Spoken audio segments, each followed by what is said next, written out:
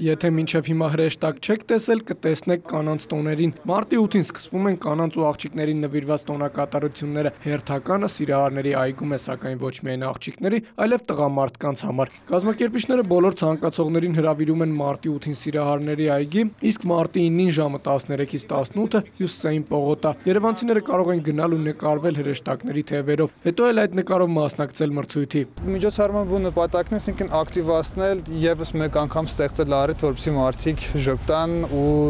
հաճելի ժամանց ունենան։ Բոլոր մասնակիցների նկարները կտեղադրվեն Նոյ խմելու աղբյուրի ջրի Facebook-յան էջում։